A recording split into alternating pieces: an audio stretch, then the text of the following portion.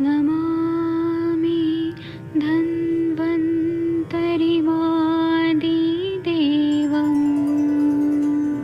सुरासुरैर्वन्दितपादपद्मं लोके जरामृत्युनाशं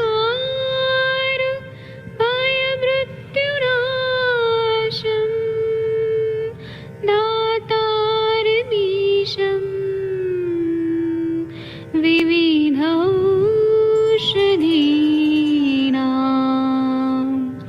शङ्खं चक्रं जलौकां दधतं मृतघटं चारुतोर्भिश्चतुर्भिः सूक्ष्मस्वच्छादिरुद्यं शुकपरिविलसन्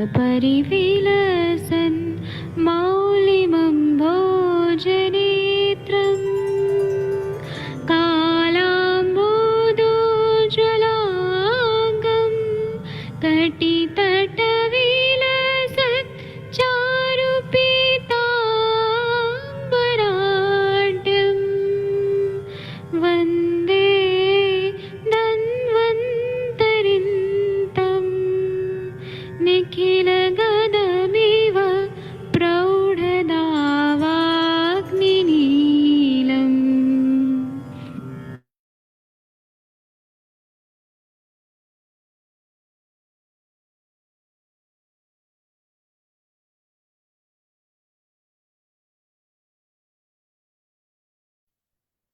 प्रणाम सभी लोग को। मैं वैद्य अरविंद पाठक आप सभी लोग का स्वागत करता हूं। आइए आज हम लोग भगंदर निदान पढ़ेंगे। आप सबके सब भारत के सर्वश्रेष्ठ चिकित्सक लोग हैं, सभी को मैं प्रणाम करता हूं। भगंदर मतलब फिस्चुला, यह किस तरह से हो जाता है, इसके कितने प्रकार हैं और इसका चिकित्सा कैसे करना चाहिए। चिकित्सा तो बाद में आता है, लेकिन हमें निदान मालूम होना चाहिए। इसीलिए हम लोग माधव निदान का भगंदर निदान ये पढ़ेंगे। तो भगंदर के बारे में क्या बताएं। मैं पहले कुछ लोगों को यहाँ पे को होस्ट बना देता हूँ। 1 मिनट रुक जाइए, फिर हम लोग भगंदर वाला सारा चीज पढ़ने वाले हैं। जो लोग भी बात करना चाहते हैं उनको मैंने बात करने के लिए सभी लोग के लिए यहाँ पे अनम्यूट करने का ऑप्शन दे दिया है जी। चलिए हम लोग यहाँ पे भगंदर निदान पढ़ेंगे। तो यहाँ पर क्या बताया है। गुदस्य द्वयंगुले क्षेत्रे पार्श्वतः पिडकार्तिकृत भिन्ना भगंदरो गेयः स च पंचविधो मतः। मतलब गुदा के समीप 2 अंगुल स्थान में पिड़का निकलती है, उसमें पीड़ा होती है, और वह जब फूटती है तो भगंदर हो जाते हैं। भगंदर 5 प्रकार के होते हैं: वातज, पित्तज, कफज, त्रिदोषज और शल्य निमित्तज। भगंदर की निरुक्ति को करते हुए आचार्य सुश्रुत लिखते हैं, भगत गुद बस्ती दारणा च भगंदरा इत्युच्यते। सुश्रुत निदान स्थान अध्याय 4। अर्थात वृषण और गुदा के बीच में जो सीवन पर पहले एक पिड़का उत्पन्न होती है, बाद में वही पिड़का पक कर फूट जाती है, इसी को भगंदर कहते हैं।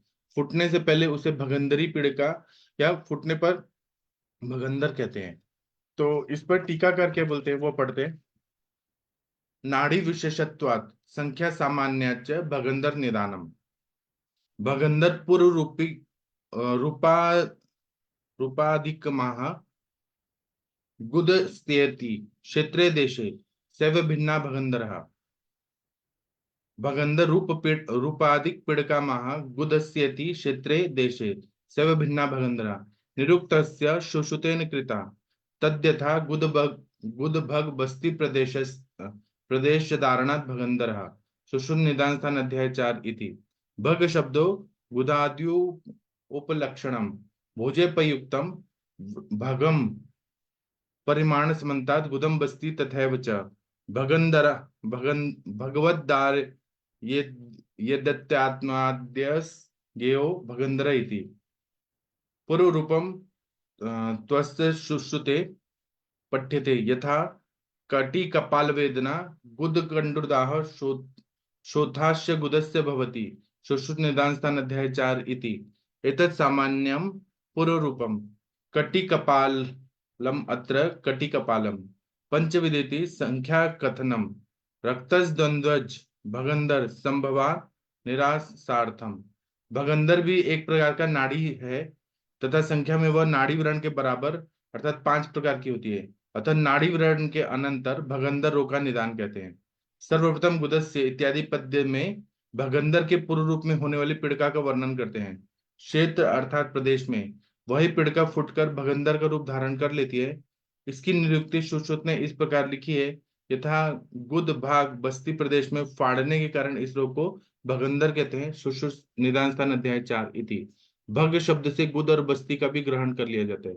भोज तंत्र में भी वही कहा गया है। भग प्रदेश में चारों ओर गुदा और बस्ती कोई वह पीड़िका भग की तरह फाड़ देती है, इसलिए उसे भगंदर कहते हैं। भग का मतलब है योनि, उसको फाड़ देते हैं इसलिए भगंदर कहते हैं। भगंदर के पूर्व रूप सुश्रुत में लिखे हैं, यथा कटी कमर और नितंब में पीड़ा होती है, गुदा में खुजली होती है, दाह होता है, गुदा में सूजन होती है। भगंदर का यह सामान्य पूर्व रूप है। कटी कपाल शब्द से कटी फलक नितंबास्ति तथा त्रिकास्ति रूप कटी प्रदेश का ग्रहण होता है। पंचविध इसका संख्या निर्देश से रक्तज और द्वंद्वज भगंदर का निराश होता है। गुदा के समीपस्थ 2 अंगुल के प्रदेश में एक पीड़ा कारक पीड़िका होती है। जब वो फूट जाती है तो उसे भगंदर कहते हैं। वह भगंदर का 5 प्रकार होता है, ऐसा बताया। तो हम लोग 5 प्रकार भी पढ़ेंगे, लेकिन उसके पहले आप लोग ये बताइए कि आप लोगों ने भगंदर देखा है? मनीषा मैडम, माधुरी मैडम, आप लोगों ने भगंदर देखा है तो उसके बारे में बता सकते हैं? यहाँ पे अनम्यूट हो पा रहा है क्या? आप लोग देखिए किसी को। शशि मैम, आपने भगंदर के पेशेंट देखे हैं? यस सर देखा है। फिस्टुला इनो का जो केस होता है, बट हाँ, खुद वो नहीं किया, जैसे उसमें क्षार सूत्र वगैरह का मैंने वर्कशॉप्स करी हुई है, तो फिर हाँ, देखा हुआ है। मतलब वो कैसा रहता है, वो थोड़ा एक्सप्लेन करिए, जिन्होंने नहीं देखा उनको थोड़ा सर जानकारी हो। बाहर से तो ऐसा कुछ नहीं पता चलता है, मेनली वो लोग फिंगर डाल करके वो कर पाते हैं, पता कर पाते हैं। तो अंदर एब्सेस बनती है, और वो एब्सेस कई सारे जगह से फिर ड्रेन होने शुरू हो जाती है। तो फिर इसीलिए उसमें क्षार सूत्र डाल करके हील करते हैं कि नॉर्मल, क्योंकि बाहर से तो स्किन ही नजर आएगी, बाहर से ऐसा नहीं पता चलेगा। एक आध जगह ही हल्का फुल्का रहेगा, या उधर से रास्ता बनाते हैं। जी। जी सर, ठीक है सर। हाँ, और मनीषा मैम, आप कुछ बोलना चाहती हैं? भगंदर के पेशेंट देखे हैं आप लोगों ने? किसी को कुछ बताना है बता सकते हैं। हाँ जी सर, प्रणाम सर। जी प्रणाम हाँ मैम। जी सर, बहुत बहुत पीड़ादायक होती है। पीड़िका जब निकलती है तो रोगी बहुत बहुत छटपटाता है दर्द से। अब जब तक वो फूट नहीं जाता और उसका पस अच्छे से बाहर नहीं आ जाता, तब तक बहुत पीड़ा में रहता है रोगी। और उसको बहुत अच्छे तरीके से जब तक क्लियर नहीं कर देते हैं, उसका पस अच्छे से बाहर नहीं निकल जाता, हील नहीं हो जाता, तब तक वो रोगी को आराम भी नहीं मिलता है। और क्षार सूत्र की बात है तो वो देने में भी बहुत पीड़ा होती है। अभी कुछ समय, जैसे अभी आपके समक्ष ही जो एक पेशेंट था उसको किए, तो बिना क्षार सूत्र के ही किए उसको, क्षार दे करके ऊपर से ही, और क्लीन करके थोड़ा सा उसको विच्छेदन करके निकाल के, और बहुत अच्छे से हुआ। और 15-20 दिन के अंदर ही पूरा हील हो गया, और पेशेंट अभी तक बिल्कुल ठीक है, भाग दौड़ कर रहा हो, बढ़िया। और भी बहुत पहले भी किए थे, तो उसमें वर्तिका वगैरह देते थे क्षार सूत्र का, तो वो पेशेंट लंबा जाता था। लेकिन ये वाले जो जिस तरीके से किए, तो ये पेशेंट बहुत जल्दी हील भी हुआ और बहुत अच्छे से उसको आराम भी मिल गया। जी सर। जी, आप लोग को स्क्रीन पे दिख रहा होगा, नीचे देखिए सुपरफिशियल फिस्टुला कैसे दिख रहा है, जी इंटरस्पेंट्रिक फिस्टुला, है ना, ट्रांसपेरेंट नमस्कार। फिस्टुला। हाँ जी, बोलिए। एक्स्ट्रासेंट्रिक सर फिस्टुला। नमस्कार। हाँ जी मैम, बताइए। हाँ सर, अभी मैं बात रही थी सर, वो थोड़ा सा डिटेल में बताएं कि बिना मतलब छाड़ सूत्र के कैसे उन्होंने उसको करा। हाँ मनीषा मैम, आपने बिना शास्त्र सूत्र के कैसे ठीक किया, कृपया बताइए। तो उसमें मैं क्षार का प्रयोग करती थी, धावन भी करती थी, और एक्सटर्नली मैं उसको लेप, प्रदे और थोड़ा सा स्टीम और हरिद्रा, इसका सब प्रयोग करके मैंने उसका पेपर भी बना के रखी हूँ। और उसको वस्ती देती थी, मैं निरंतर वस्ती देती थी। वस्ती से उसको बहुत रिलीफ मिलता था, स्टूल पास करने में भी दिक्कत नहीं होता था। बाकी उसको बैठने बैठने में काफी समय तक, 1 हफ्ते तक तो प्रॉब्लम गया। वो राउंड पिलो बना करके बैठने को देते थे। वो एग्जाम भी दे रहा था वो लड़का। और जब उसकी पीटिका फट गई ना, एक्चुअली क्या है कि जो पीटिका फटती नहीं है तब तक बहुत पेन है, और उसको पीटिका यदि हम अच्छे से उसको ला करके और मेच्योर हो जाए, पक जाए वो, तो उसको जब वो फट जाती है और थोड़ा सा उसको विच्छेदन करके अच्छे से उसका मुंह बना करके, और पस रक्त काफी निकलता है उसमें, बहुत मात्रा में निकलता है, बहुत पीड़ा होती है और करने में भी बहुत झंझट है इसको। लेकिन इस विधि से अपने आयुर्वेद में यदि करते हैं अपन तो बहुत आराम है, और लॉन्ग टाइम के लिए पेशेंट को बहुत बहुत रिलीफ मिल जाता है, क्योंकि हम बस्ती भी देते हैं, औषधियां भी देते हैं, चिरविलवादी कषायम भी पीने को देते हैं, स्नेह भी देते हैं। तो ऐसा नहीं है, और एंटीबायोटिक और पेन किलर नहीं दिया मैंने उसको, कुछ भी नहीं दिया। अपनी औषधियों के माध्यम से ही सप्तविंशति गुगुल और चिरविलवादी कषायम, अभ्यारिष्टम, ये सब चीजें चलाई उसको साथ में। क्षार, जो यवक क्षार है, उसको भी मैंने बीच बीच में बस्ती में चेंज कर करके देते गई।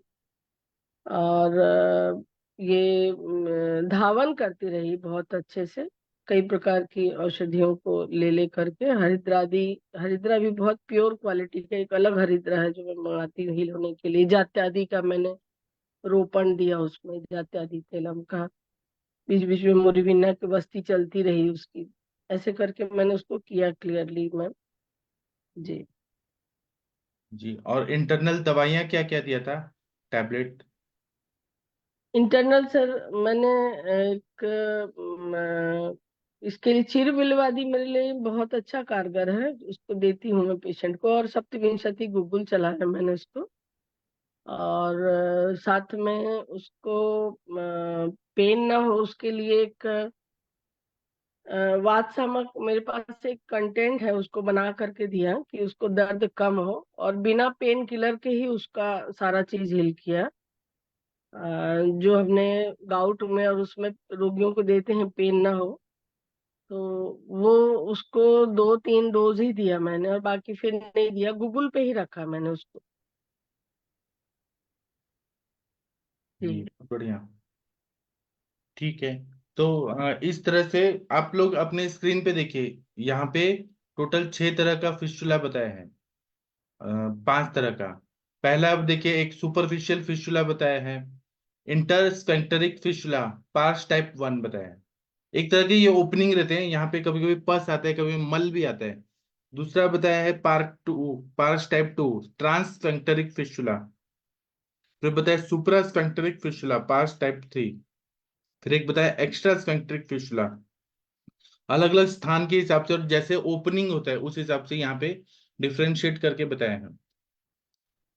और मैं आप लोग को और एक चीज बताना चाहता हूँ, 1 मिनट रुक जाइए। हाँ, एक देखिए एक्सटर्नल ओपनिंग कैसा है, एनल फिस्टुला कैसा है, ये आपको डायग्राम में दिख रहा है। तो इस तरह से भगंदर हो जाता है, अलग अलग ओपनिंग। और एनल एब्सेस कैसा होता है वो देखिए, ये आप लोगों को एनाटोमिकली ऐसा बताया है। पेशेंट भी इसी तरह से आते हैं। चलिए, अब हम आगे का पढ़ते हैं। 1 मिनट, मैं अभी माधव निदान का जो है वो मैं निकालता हूँ। 1 मिनट रुक जाइए। हाँ, अब हम एक एक टाइप पढ़ेंगे कि ये माधव निदान में 5 टाइप के जो बताए हैं, वातज, पित्तज, कफज, त्रिदोषज और शल्य निमित्तज, वो किस तरह से होते हैं। सबसे पहले वात टाइप का जो रहता है, वातज जो भगंदर रहता है, उसको हम बोलते हैं शतपोनक। शतपोनक के बारे में क्या बताया है कि कषाय रुक्षस्त्वति कुपितो अनिल अनिल स्वपान देशे पीड़कम करोति याम सोपेक्षणात् पाकमुपैति दारुणम रुजा च भिन्ना अरुण फेन वाहिनी तत्रागमो मूत्र पुरुष रेतसाम व्रणैर अनेकैः शतपोनकम वदेत। इसका मतलब यह है कि कषैले और रुक्ष पदार्थ बहुत खाने से गुदा में रहने वाली वायु जो है वह अत्यंत कुपित होकर पीड़का या फोड़ा उत्पन्न कर देती है। उपेक्षा करने पर वह पक जाती है, पीड़ा होती है। फुटने पर फेन सहित रुधिर आता है। फिर उसमें चलनी के समान बहुत छेद हो जाते हैं, और उसमें मूत्र, मल और वीर्य निकलने लगता है।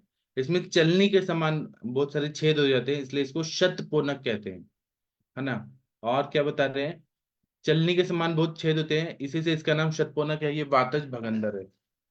टीकाकार क्या बोलते हैं, शतपोनकम माह कषाय इत्यादि अपान देशे इति गुद देशे उपेक्षणादिति विप्लामनाद्य कारणात् रुजा च भिन्नेति रुजा रुजानविंता अर्ष आदिराकृतिर्णत्वात् भिन्ना विदीर्णा वर्णैर्नैक भेदे वर्णैनेके शतपोनकम वदेदिति शतपोनक तुल्यत्वात् शतपोनक शतपोनकश्चालनिका सहस्त्रधारेत्यन्यन्ये किंवा शतपोनका शुकदेशे पठितो विकारः छिद्रे अणुमुखे इत्यादिना किंतु यदि शुक दोष पठित शतपोनक तुल्यत्वमस्य यदा छिद्रैरणुमुखैरित्यादि निमित्तस्योभयत्र पठितत्वात् किम तत्सादृश्यात् प्रवृत्तेयं संज्ञा सा वा एतत् सादृश्या प्रवृत्तेतीति दुर्विज्ञत्या न तत्रापि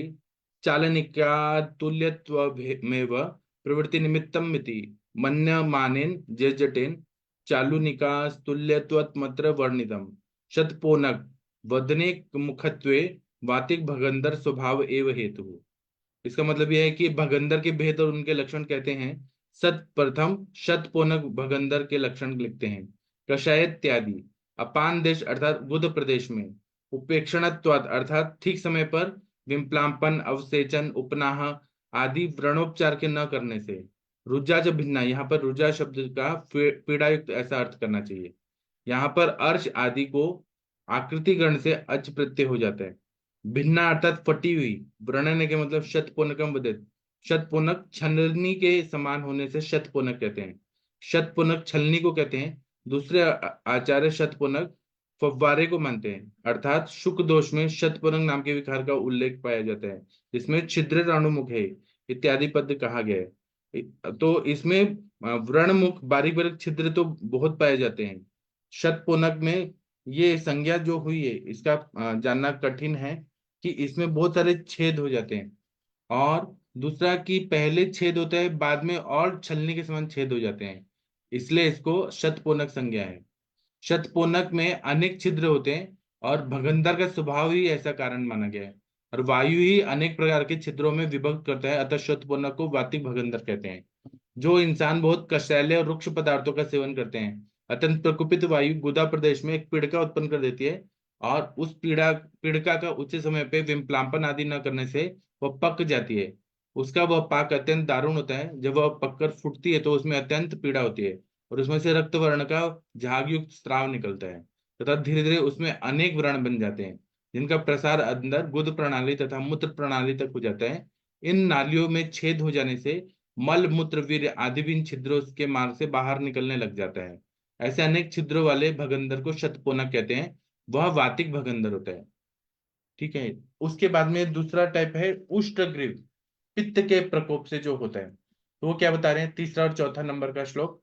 प्रकोपण ही पित्तमति प्रकोपितम करोति रक्ताम पिडकम गुदाश्रिताम तथा आशुपाकी हिम पुति वाहिनीम भगंदरम तुरुष्ट शिरोधरम वदेत। मतलब पित्त को प्रकोपित करने वाले आहार विहार करने से पित्त अत्यंत कुपित होकर गुदा के समीप रक्त वर्ण की पीड़िका उत्पन्न कर देता है। वह शीघ्र पक जाती है और उसमें गर्म पीप बहता है। यह पित्तज भगंदर के लक्षण है। पीड़िका की आकृति ऊंट की ग्रीवा के समान होती है, इसलिए इसका नाम उष्टग्रीव भगंदर है। जैसे ऊंट का जो ग्रीवा होता है किस तरह से होता है, वैसे ये भी होता है। टीकाकार बोलते हैं उष्टग्रीव लक्षणम महा प्रकोपणे इत्यादि तदा अशुपाक हिमपुति वाहिनी मिति तदेति तत्काले पित्तज्वेतना ज्वेत्वेन आशुपाका च सा अहिम पुति वाहिनी उष्णपुति वाहिनी च सा आशुपाका हिम श्रुति वाहिनी ताम। अत्र पीड़िका अवस्थागत अलकाव वक्र त्वेष्ण उष्टाग्रीवा कारणत्वम तेनो उष्टग्रीव संज्ञा। मतलब उष्टग्रीव के लक्षण कहते हैं प्रकोपणेर इत्यादि तथा आशुपाक हिम पुति वाहिनी, अर्थात उस समय पित्त प्रभाव से वह शीघ्र पक जाती है तथा उसमें गरम गरम दुर्गंध युक्त स्राव निकलता रहता है। शीघ्र पकने वाली तथा उष्ण वह दुर्गंध स्राव को बहाने वाली पीड़िका हो उसे आशुपाक हिमपुति वाहिनी कहते हैं। जब यह पीड़िका अपना वास्तविक रूप धारण कर लेती है तब अभ्यंतर गति करने के कारण इसका मार्ग ऊंट की ग्रीवा के समान अंदर से टेढ़ा मेढ़ा हो जाता है, इसलिए इसे उष्टग्रीव भगंदर कहते हैं। अब बोल रहे हैं कि तीक्ष्ण उष्ण विदाही पदार्थों के अति सेवन से प्रकुपित व पित्त गुद प्रदेश में एक रक्त वर्ण की पीड़िका उत्पन्न कर देता है। वह पीड़िका पित्त के उद्रिक्त होने के कारण बहुत शीघ्र पक जाती है तथा उसमें से उष्ण और दुर्गंध युक्त स्राव निकलता रहता है। वह नाड़ी मार्ग ऊंट की ग्रीवा के समान टेढ़ा मेढ़ा होता है, इसलिए उसे उष्टग्रीव भगंदर कहते हैं। वह भगंदर पित्त के प्रकोप से होता है, ऐसा बताया। इसके बाद में आता है कफ वाला परिस्रावी भगंदर, जो कफ से होता है। इसमें बोल रहे हैं कंडू यनो घनस्त्रावी कठिनो मंद वेदना श्वेताव भाषा कफज परिस्रावी भगंदरा। मतलब कफज भगंदर में खुजली होती है, गाढ़ा स्त्राव होता है, पीड़िका कठोर और सफेद होती है, पीड़ा कम होती है, इसे परिस्रावी भगंदर कहते हैं। इसमें टीकाकार क्या बोलते हैं, वह परिस्रावी भगंदर के लक्षण कहते हैं कंडुयन इत्यादि परिस्रावी भगंदर कफजन्य होता है, क्योंकि उसमें से बहुत गाढ़ा स्राव होता रहता है, इसलिए उसे परिस्रावी कहते हैं। कफ प्रकोपक पदार्थों के अति सेवन से प्रकोपित हुआ पित्त गुद प्रदेश में पीड़िका उत्पन्न कर देता है। उस पीड़िका में खुजली अधिक होती है, गाढ़ा स्राव निकलता रहता है तथा पीड़ा कम होती है। वह पीड़िका दबाने से कठोर प्रतीत होती है, श्वेत वर्ण की सी होती है। इसका नाम परिस्रावी भगंदर है, यह कफजन्य होता है। ये बहुत ही इंपॉर्टेंट है। इसके बाद में सन्निपातज बता रहे हैं सम्मुखावर्त के लक्षण। बहुवर्ण रुजा स्रावा पीड़िका गोस्तनोपमा सम्मुखावर्त वर्ण नाड़ी सम्मुखावर्तको मतः।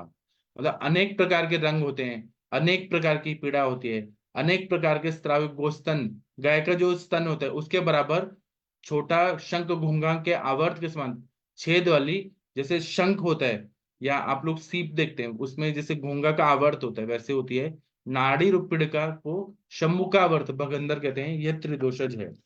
टीकाकार क्या बोलते हैं, सन्निपातजम सम्मुखावर्तम माह बहुवर्ण रुजा स्त्रावेत्यादि प्रत्येक दोषज भगंदर पटित वर्ण वेदना स्त्रावश्य सम्मुखावर्तवत पूर्ण नद्या सम्मुखावर्तादवार्तनम वेदना दोष गति विशेषाद गब विशेषाद भवन्ति इति सम्मुखावर्तः तथा च भोजः नदीनां परिपूर्णानां सम्मुखावर्तका यथा समुत्तिष्ठन्ति वेगेन तो वेग समीरतः इति। मतलब सन्निपात जन्य सम्मुखावर्त भगंदर के लक्षण कहते हैं बहुवर्ण रुजा स्त्रावत्य इत्यादि, अर्थात पूर्वोक्त प्रत्येक दोषज भगंदर में कहे गए विविध प्रकार के वर्ण, अनेक प्रकार की पीड़ाएं तथा अनेक प्रकार के स्त्राव इसमें पाए जाते हैं।